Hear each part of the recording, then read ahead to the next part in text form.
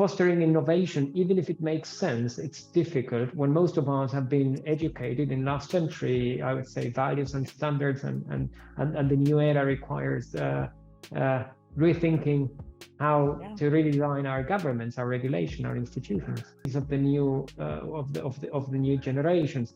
Meaning, we are resilient. We know how tough life is, and but we also need I would say the IT skills that the younger generation brings to this process of innovation. So we have to be cooperative and collaborative in terms of this process.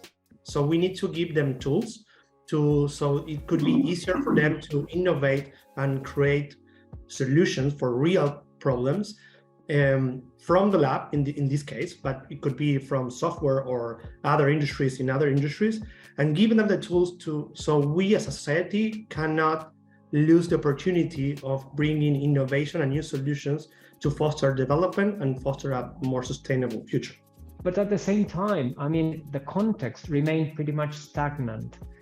When you take a look at the past 50 years, poverty has been the rule in Latin America, 30% or more. And now we are moving into higher levels.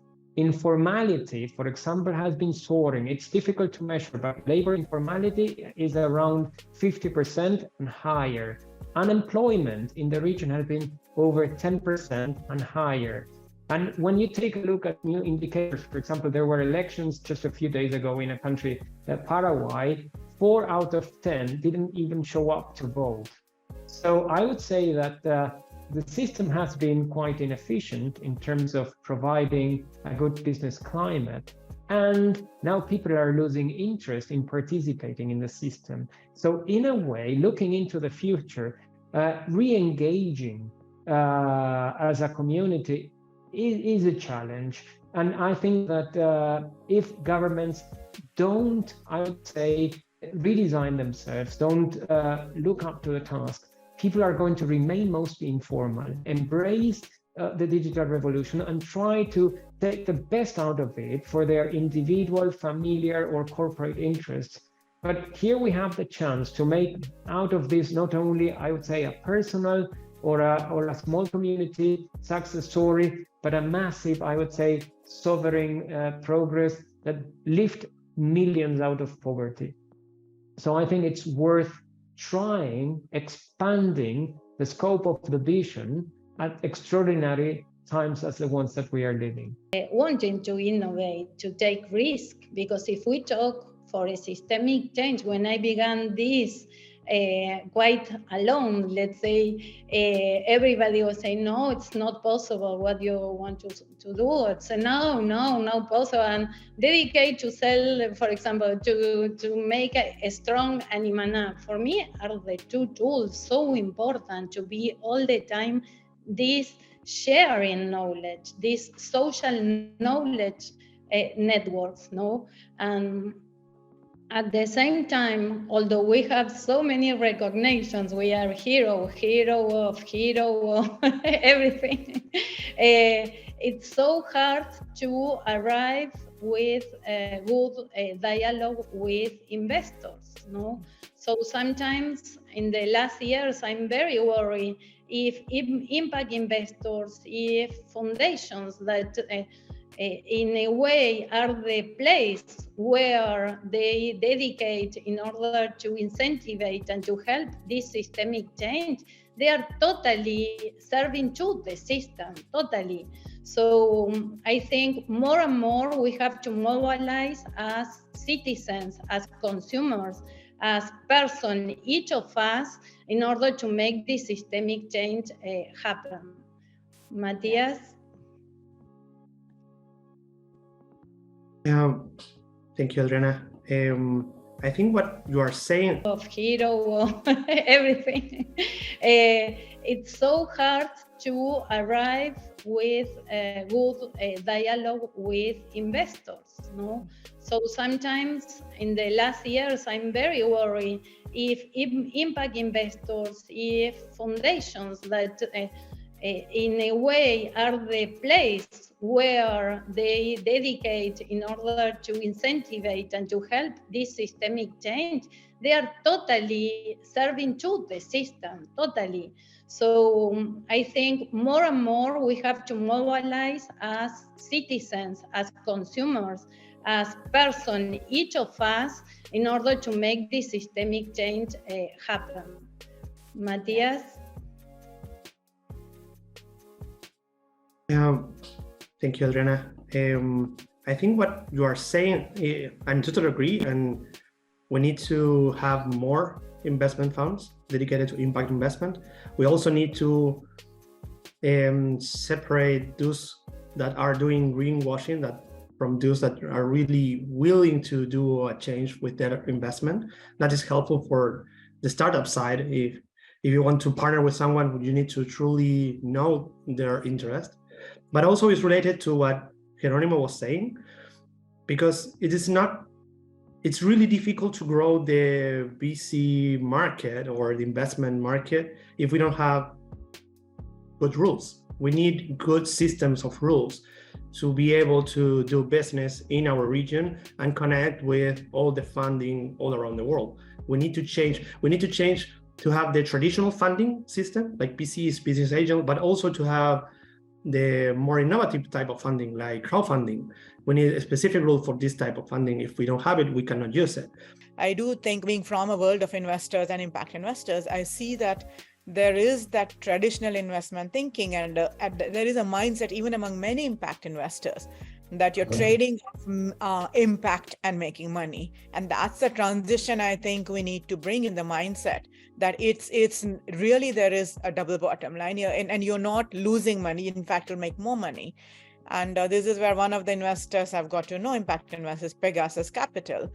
Then there is in here in America, focus on climate. There's others like Galvanized Climate Solutions. These people really fund impact because they deeply, innately recognize that there is a business opportunity. And so that is another change I think needed to get more financing into impact, that mindset shift, that you can actually be profitable. Because I do think, sadly, the moral case alone isn't enough for a large sector of humanity. The business case needs to be made more effectively. But also, I think, to the points you made, Adriana and others, I think there is a huge role for philanthropy to play with kind of now new blended finance models that coming out that de-risk initially. If there's some de-risking done initially by the philanthropy sector, which is focused only on impact, then more investors might come in a bit later. It's already happening with some major collaborations, another cross-regional cross-collaboration opportunity there. And the joint SDG fund of the UN hopes also, where I'm co-chairing this alliance, hopes to catalyze impact investors, so funding things like coral reefs and such, which otherwise impact investors don't touch. But also on the point of youth that we started off with, playing field there. Still insist that the dialogue is not easy, and when you go to local economies, they are so alone, and what we see do not know how to establish. Maybe also the people that have power and have money, in a way, are responsible of the way of doing business that takes us to this road. And although they maybe they want, they do not know how to do it. This is my everyday experience. Maybe I do not understand, because I don't think they will continue to gain money in this. But what I see is that all projects that are well known, they are not doing the job and they are not successful at all. You know, with Animana, we are clients. So when someone very well known talks about how they work, and mostly the many times the things they do is with our money, because they are complement at the government. And so they buy spaces with our money, they run, and people are alone. Producers are with no technology, artisans are not included. You cannot work with the communities they mentioned. So I insist that the problem is very difficult, and that young youth, that they have to go in this journey of life in so many things. We are asking them to solve the problem, to get the finance. Matthias, a leader, such a smart person, he has been 3 years going around the world for an excellent solutions locally and globally. Yes, 3 years. And so this is the way. Something is not. He should be here growing that solution. Yes, and this is not easy. 75% of the startups had a death rate very, very high. You know, it's like when you're talking to investors and you have, I used to work with ecosystems of startups in every industry, laws, agro, finance, etc. What happened there is that on the startup side, their death rate is 75%. So it's very huge. Why it's huge? The same problems. You can Google that. I think McKinsey has a lot of, and Gartner Group, a lot of statistics, but problem with the cash flow problems, problems within the partnership, etc., etc., etc., problems to grow, etc. So at that point, it was really difficult for investors to see where I am investing, and they are asking these startups to be more, to be strong. And what it means strong, that they have years of experience in the field, you know, years. Because why? Because there are so many startups. In Brazil, we had like 12,500 startups. Amazing. I remember in 2017, the first startup with drones of agro to detect which plants must be, you know, like poisoned, not all the field contaminating the air, just go there. And that ideas like that, like yours, Matthias, are beautiful, but the issue when they faced investors was that. And the other thing that Radhika said here in Latin America also happened, the old way of investing. So what do a normally investment group say? Because of the death rate is so huge, give me like 20 and I will put like 10,000 here, 10 here, 10 here, waiting for the next unicorn. So that the mind, I don't know, Radhika, if it's still there or that is happening around the world, but that's the mindset of an investor. You know, it's like, I don't care, you know, just bring me startups with good ideas. And I bet that with my small equity, someday it will be a unicorn, a worldwide unicorn, and it will be millionaire. So the other point that we had in investment was like, there was not enough money to cover the capital growth of a company, you know? And when you see a lot of money, maybe there are companies with 10, 15 years of experience just showing the scale of the business. So I'm not saying it's good, it's wrong, no, that's a reality, or at least the reality I faced here, you know, in the region. I had Latin America in charge, so I've been discussing with Mexico, in Brazil, which is huge, and technology is far from the rest of Latin America. It's very advanced, you know, in terms of, and also investments, etc. during the last years. But that's the situation, and that's why I think that it's like the challenge is just continue looking for opportunities to grow organically, and maybe if there can be some money inside, maybe not giving all the responsibility to the investors, because the mindset, or at least what I saw, was that, you know, it's like small money in a lot of companies waiting for the unicorn. And on the other side, 75% of death rate because of financial problems, because of scaling, because of quality of products. So what I want trying to say is that this is like a huge ship, which is the humanity and the world going, and things are getting hybrid, but in a very low pace. And at least, Adriana, this is for policymakers. What I remember 3-4 projects with the government areas and talks in terms of, at that time, like 10 years ago, you know, it was like Italy was a pioneer in citizenship, digitalized services, etc., etc. So everyone wanted to replicate that. And one of the things that I found is that policymakers are slow because they don't know they don't know, you know, they lack of knowledge.